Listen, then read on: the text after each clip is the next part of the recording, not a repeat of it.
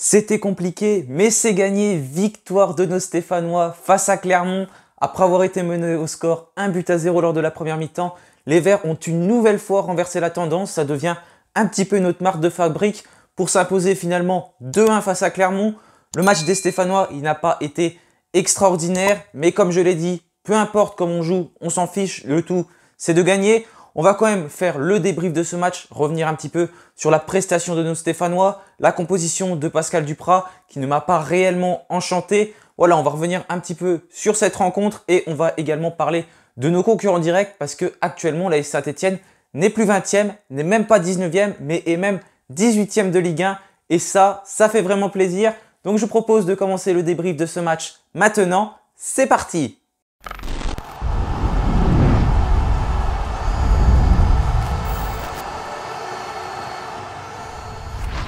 Donc voilà, juste avant de commencer la vidéo, si vous n'êtes pas abonné à la chaîne, n'hésitez pas à le faire, d'appuyer sur la cloche de notification également pour ne pas manquer les prochaines vidéos. On est bientôt 1000 abonnés, 954 je crois actuellement. Donc vraiment un grand merci à tous. La barre des 1000 abonnés va bientôt être franchie et ça me fait extrêmement plaisir.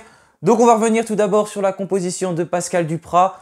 Il a aligné un 3-4-3 comme il avait fait contre Montpellier, mais finalement il y avait quand même des surprises parce que on ne s'attendait pas à ce que des joueurs jouent à des postes sur lesquels ils ne jouent pas d'habitude, à ce que certains soient titularisés. Il y a une première chose que je n'ai pas compris, voilà, c'est que l'on n'a pas forcément gardé la même composition, les mêmes joueurs que lors du match contre Montpellier. Par exemple, Mady Camara n'était pas présent contre Montpellier puisqu'il était suspendu pour accumulation de cartons jaunes. Et lors de ce match, il a été titularisé. La première mi-temps, d'ailleurs, elle a été compliquée pour lui. Mais en même temps, est-ce qu'on peut lui reprocher quelque chose? Il a joué au poste de numéro 10. C'est un poste, on sait, qu'il ne connaît pas. Mady Camara, il a plutôt un profil défensif. Et là, il joue à ce poste de numéro 10. Donc, je n'ai pas compris. Riyad Boudbouz a plutôt joué au poste de Mady Camara. Donc là, ce n'était pas forcément très compréhensible.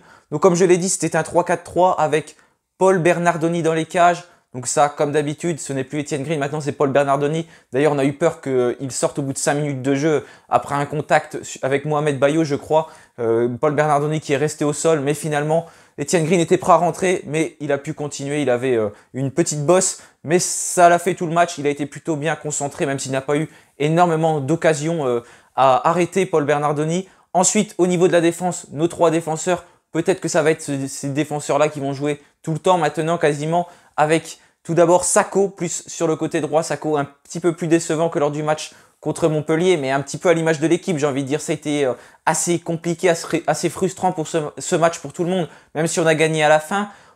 Mangala, qui doit s'imposer comme ce patron de cette défense, je pense que pour moi, ça a été l'homme qui a été le moins fort durant cette rencontre. Peut-être plus le flop du côté de Saint-Etienne, notamment en première mi-temps. On jouait vent de face pour les Verts. Donc Clermont qui jouait vent de dos, Mangala qui s'est beaucoup fait avoir, il s'est beaucoup fait prendre dans son dos. C'est dur, il n'arrive pas forcément à courir, c'est compliqué pour lui. Mohamed Bayo qui lui a vraiment posé des difficultés lors de cette première mi-temps. Donc il s'est fait prendre dans son dos, dans la profondeur. Ça a été compliqué, il a été souvent en retard. Même si j'ai trouvé qu'il n'a pas été forcément mauvais dans les duels aériens, même si le but sur corner dit un petit peu le contraire. Mais cette prestation a été compliquée pour Mangala, mais on le sait. Il n'a plus l'habitude de jouer depuis quand même quelques temps. Ça fait un moment qu'il n'a pas enchaîné les matchs. Donc on sait qu'il faut qu'il s'y remette tout simplement. Il faut reprendre du rythme. Il n'a que 31 ans. Il n'est pas vieux, Mangala. J'espère qu'il va réussir à se mettre vite dans ses matchs parce que ça a été un petit peu notre élément le plus faible lors de cette première mi-temps notamment. C'était un petit peu compliqué aussi en deuxième, mais il s'est quand même plutôt bien rattrapé, je trouve. Ensuite, à gauche, c'était donc Michael Nadé. Clairement, Michael Nadé, on n'a rien à lui reprocher. Pour moi, c'est l'homme fort de la défense stéphanoise, celui qui s'impose. De match en match, il montre que c'est plutôt lui le patron. C'est le plus jeune de la défense, mais il montre qu'il mérite sa place, qu'il doit la garder. Donc rien à dire sur la prestation de Michael Nadé qui encore une nouvelle fois était très bon. En piston droit, donc là une surprise avec Tube. Masson n'a pas été titularisé. Comme je l'avais mis dans ma compo, Masson il était un petit peu décevant lors des derniers matchs. Pascal Duprat l'a certainement trouvé aussi et il ne l'a pas fait jouer d'entrée de jeu. Donc c'est Tube qui a pris sa place. Bon, j'avais un petit peu peur en voyant Tube sur ce poste de piston parce que c'est compliqué, il faut enchaîner les courses. J'aurais plutôt mis Denis Bouanga qui était sur le banc. Mais finalement, Tube, c'est pareil, il a été assez bon. C'était un des meilleurs Stéphanois lors de cette première mi-temps. Donc franchement, Tube, il m'a plutôt impressionné sur ce poste de piston droit. Le milieu de terrain avec Lucas Gourna, un petit peu en dedans également lors de cette rencontre avec Riyad Boudbouz. Donc là, surprenant aussi de voir Riyad Boudbouz si bas comme il l'avait fait il y a quelques matchs, surtout sous les ordres de Claude Puel. Et du coup, voilà, Riyad Boudbouz, ça a été compliqué, il n'a pas réussi à se projeter suffisamment vers l'avant. Certainement beaucoup trop de touches de balles de la part de Denis Bouanga qui a tenté des gestes techniques qui n'étaient pas forcément nécessaires. Donc j'ai pas trop aimé le match de Riyad Boudbouz. Et à gauche, Timothée Kolodziejczak. Comme lors du match contre Montpellier, il joue à ce poste de piston gauche. Miguel Trauco n'étant pas là, certainement puni par Pascal Duprat puisqu'il était parti en sélection alors qu'il n'était suspendu, qu'il ne pouvait pas disputer la première rencontre notamment du Pérou. Donc peut-être certainement une punition de la part de Pascal Duprat, on le saura peut-être par la suite. Mais en tout cas, Timothée Kolodziejczak qui a bien assuré également sur ce rôle de piston gauche. Et en numéro 10, c'était Mady Camara, choix surprenant.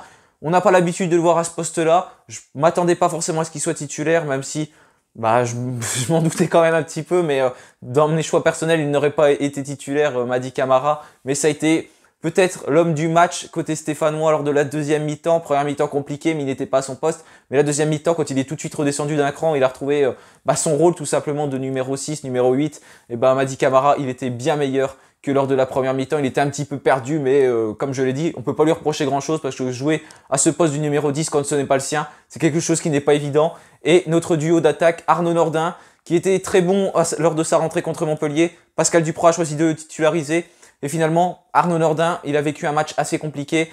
Mais on le voit, Nordin, il est meilleur quand il rentre en jeu. J'ai pas compris, c'est pareil pourquoi Pascal Duprat n'a pas gardé un petit peu la même composition que lors de la rencontre précédente. Puisque Nordin, il est quand même meilleur quand il rentre en jeu. Et Wahbi Khazri, comme à son habitude, il a beaucoup dézonné, il est beaucoup revenu. Il touchait très peu de ballons vers l'avant, donc il est pas mal revenu vers l'arrière. Donc forcément, pour se projeter ensuite offensivement, c'est plus compliqué parce que il perd beaucoup de force en revenant. Donc c'est pareil, voilà, on peut pas forcément lui reprocher beaucoup. Il a beaucoup donné comme à son habitude. Offensivement, ça n'a pas été ça, mais comme il a beaucoup donné défensivement, et tout de suite, on est beaucoup plus fatigué. Mais Wahbi Khazri, voilà, on va revenir sur sa première mi-temps et sur la première mi-temps de l'ensemble des joueurs stéphanois. Donc tout d'abord, c'est une rentrée clermontoise qui a été meilleure que l'entrée stéphanoise. Les Clermontois qui ont été plus vers l'avant.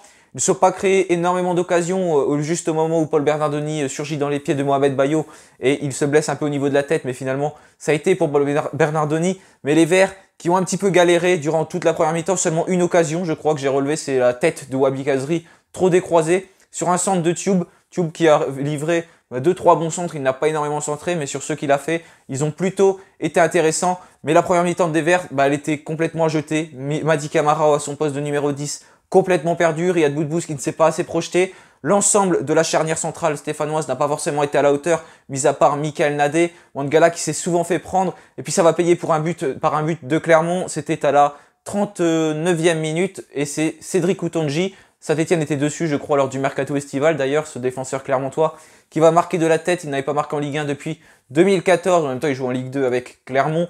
Mais voilà, Mangala qui va se faire complètement avoir. Il va lâcher un petit peu le marquage. Il ne va pas sauter. Cédric Outonji qui s'impose assez facilement dans les airs. Et Clermont qui ouvre le score. Ce n'est pas forcément mérité, ce n'est pas immérité non plus parce que personne ne méritait forcément de mener au score avec cette première mi-temps qui n'a pas été au top du top. Mais en tout cas, on se fait punir comme d'habitude. Saint-Etienne qui encaisse le premier but. Et après, on court après le score, comme l'année dernière. Mais sauf que cette fois, on a réussi à revenir, on a réussi à gagner. Parce que Pascal Duprat va changer des choses en deuxième mi-temps. Avec notamment l'entrée de Romain Hamouma qui va rentrer directement à la 45e minute à la place de Lucas Gourna qui a vécu un match, comme je l'ai dit, assez difficile. Donc Romain Hamouma qui va rentrer en jeu plus tôt qu'on ne le pensait. Donc il a été très généreux, surtout lors de son entrée en jeu. Romain Hamouma, on voyait qu'on était meilleur offensivement. Mais c'était compliqué, on ne s'est pas créé forcément beaucoup plus d'occasions. Après, il s'est un petit peu plus éteint. Romain Hamouma, on l'a plus revu en fin de match. Mais on voyait que ça n'allait pas forcément mieux du côté stéphanois. Donc il va y avoir des autres changements par la suite avec Denis Bouanga qui va rentrer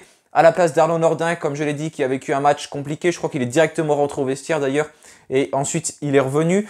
Mais les Stéphanois qui vont quand même ouvrir le score grâce à une passe décisive de Sada Thioub. Sada Thioub qui est donc récompensé de son match, je trouve, par cette passe décisive et qui va offrir ce magnifique ballon à Mady Camara qui le pousse au fond des filets. Mady Camara qui était bien meilleur en deuxième mi-temps car il avait retrouvé son poste. Je l'ai trouvé mieux et quand il se projette offensivement, tout de suite, c'est meilleur pour lui parce que il part de l'arrière pour aller vers l'avant et je trouve qu'il est meilleur dans ces conditions-là. Il va réussir à marquer un but, un peu comme un renard des surfaces. Il attendait ce ballon et il parvient à marquer ce but, les Stéphanois qui égalisent. C'est un peu une délivrance et là on sent qu'on peut en marquer, on y croit bien évidemment tous les Stéphanois parce qu'on se dit, on a l'habitude de le faire, on l'a fait la semaine dernière contre Montpellier, on l'avait fait déjà précédemment, on n'arrête pas de revenir au score comme ça, on pense que les Stéphanois peuvent gagner ce match et puis ça va être une chose qui va être faite, on va ensuite avoir l'entrée d'Adil Aouchiche qui va remplacer le passeur décisif Sadat Tube quelques minutes plus tard et les Stéphanois qui vont ensuite réussir à marquer le but du 2-1. C'est sur un corner, ça faisait longtemps, je crois qu'on n'a pas marqué sur corner, on se souvient des 2 corners forcément lors du match précédent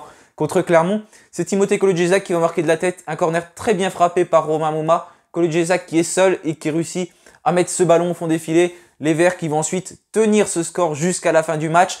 Pascal Duprat, il a fait des choix plutôt défensifs ensuite, ce qui est normal pour conserver le score, avec la sortie de Wabi Kazri, de Riyad Boudbouz, et les entrées de Masson et de Zaidou Youssouf. Les Verts qui vont bien tenir, Clermont qui ne va pas forcément se procurer beaucoup d'occasions, même s'il y en a une à la fin qui m'a fait assez peur, qui est passée juste au-dessus des cages de Paul Bernardoni. Mais les Verts qui vont bien tenir.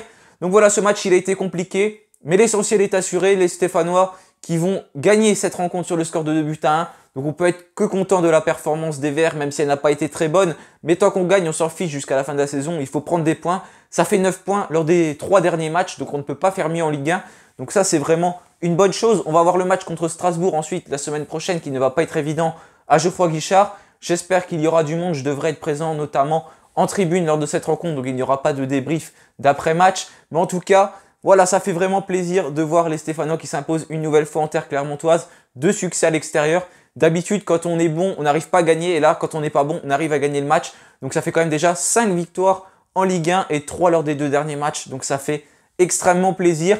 Il faut regarder nos concurrents puisque l'AS Saint-Etienne maintenant passe à la 18e position.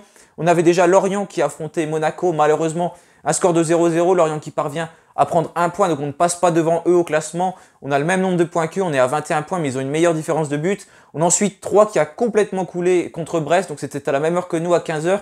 Ils se sont inclinés sur le score de 5 buts à 1. Donc les Verts reviennent à la hauteur de 3, à la hauteur de Lorient. Mais malheureusement, on est derrière au classement à cause de nos différences de but qui est catastrophique. Mais on est 18e, on a au même nombre de points que le 16e. Metz qui va donc affronter Marseille ce soir et Bordeaux qui est en train de jouer actuellement contre Lens quand je tourne ce débrief. Et j'espère que Lens va réussir à s'imposer puisque Saint-Etienne comme ça pourrait donc rester devant Bordeaux. Mais ça fait du bien déjà provisoirement de ne plus être à cette 20e place. On sait que Metz va avoir un match compliqué. Donc on peut croire que Metz peut s'incliner contre l'Olympique de Marseille. En tout cas, ça fait vraiment plaisir de voir les Stéphanois qui s'imposent à nouveau. On peut enfin sourire de semaine en semaine en voyant les victoires des Stéphanois. Ça faisait longtemps que ça n'était pas arrivé et ça fait du bien au moral. Il va falloir continuer à gagner des matchs de toute façon si on veut rester en Ligue 1. Mais pour l'instant, on est quand même à 21 points alors qu'on avait 12 points après la trêve hivernale. Donc on voit que quand on arrive à être plus combatif, on arrive à prendre des points. Et quand la chance tourne également, on prend des points parce que clairement on n'a pas été dangereux. Mais les Stéphanois n'ont pas eu beaucoup d'occasions, mais ils ont réussi à marquer presque toutes les occasions qu'ils ont eues. Donc quand on est meilleur offensivement, quand on arrive à marquer plus de buts, qu'on arrive à plus convertir nos occasions, on voit tout simplement qu'on peut réussir à gagner des matchs. Donc voilà, c'est terminé pour moi pour ce débrief. Merci d'avoir suivi cette vidéo. Comme je vous l'ai dit, n'hésitez pas à la liker si elle vous a plu, à vous abonner si vous ne l'êtes pas encore. Je vous souhaite donc une bonne semaine et allez les Verts!